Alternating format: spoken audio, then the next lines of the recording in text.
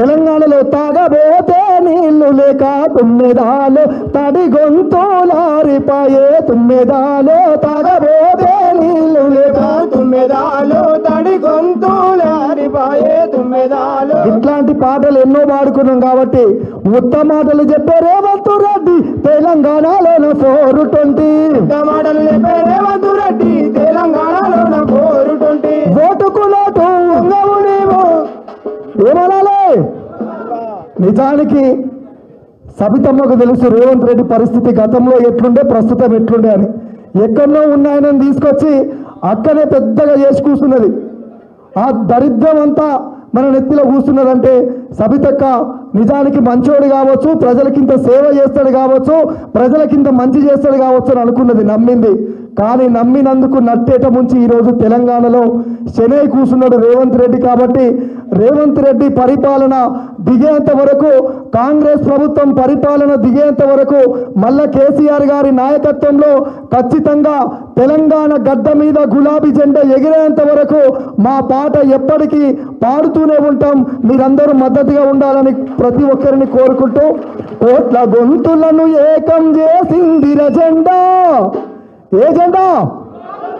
ఏ జెండా?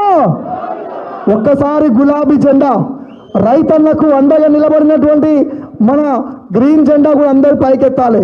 కోట్ల గొంతులను ఏకం చేసిందిర జెండా. ఇప్పుడే విచ్చేసినటువంటి పెద్దలు గౌరవనీయులు కాలేజీలు పెట్టారు. దేశంలో ఎక్కడ లేదు, వెరిఫై చేసుకోండి, దేశంలో ఎక్కడ లేదు. ఓన్లీ అమ్మాయిలను చదివించారు. ముఖ్యంగా మా ముస్లిం మైనారిటీ సోదరుల దాంట్లో కూడా వాళ్ళు కూడా చదివించారు కదా అమ్మాయిలనేని. ప్రత్యేకంగా గురుకులాలను మైనారిటీ సోదరులకు పెట్టున్నారు, ఎస్టీ ఎస్సీ వాళ్ళకి పెట్టున్నారు. వాటన్నిటిని గురుకులాలు బాగా అందులో చదువుకున్న పిల్లలందరూ మంచి ఉన్నత స్థానాలకు చేరుకుంటున్న సందర్భంలో భోజనం పెట్టినకే దొరుకుతలేదు వీళ్ళకి. కనీసం భోజనం అన్న మంచిగా పెడతలేరు ఆ పిల్లలకు. రోజు ఒక దగ్గర ఫుడ్ పాయిజన్, రోజు ఒక దగ్గర పిల్లలు హాస్పిటల్ పోతా ఉన్నారు. మరి ఇదేం పాలన ముఖ్యమంత్రి గారు? ఆయన విద్యాశాఖ మంత్రి, మరి ఏం పాలన జరుగుతుందనేది ఆయన ప్రశ్నించుకోక ఇంకా కేసీఆర్ ఏలెత్తి చూపించే ప్రయత్నమే చేస్తూ ఉన్నాడు. ప్రజలు ఇప్పటికే గమనించున్నారు ఈ రాష్ట్రంలో ఏం జరుగుతుంది. ఇంకొక మాట మాట్లాడుతూ అన్నాడు, భూములు అమ్మదామంటే భూములు లేవంటాడు, మళ్ళీ పైసలు లేవు, ఖజానా ఖాళీ అయిందంటాడు. మళ్ళీ వితిన్ 5 minutesలో మీకు ఎంత కావాలో చెప్పండి, ఎన్ని పైసలైనా నేను ఇస్తా అంటాడు. ఖజానా ఖాళీ ఉంది అంటాడు, పైసలు ఇస్తా అంటాడు.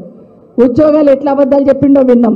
ఇవన్నీ కూడా అబద్ధాలు చెప్పుకొని ఎన్నికల కన్నా ముందు అబద్ధాలు చెప్పి అధికారంలోకి వచ్చారు. ఎన్నికలు అయిన తర్వాత కూడా అబద్ధాలు చెప్పుకుంటూ కేసీఆర్ని తిట్టుకుంటూ మాత్రమే పాలన చేస్తుంది తప్పిస్తే ప్రజలకు ఏం చేయాలనే ఆలోచన ఈ ముఖ్యమంత్రికి లేదనేది వాస్తవం. మరొకసారి మీ అందరినీ ఈరోజు హైదరాబాద్ను చూస్తే కేసీఆర్ ఎట్లా కనిపిస్తారో కేటీఆర్ గారు కూడా అట్లే కనిపిస్తారు. ఏ ఫ్లైఓవర్ ఎక్కినా, ఏ రోడ్ చూసినా ఇది కేటీఆర్ గారు ఆలోచన. ఒకరోజు నేను ఒక ఫౌండేషన్కి వెళ్ళాను.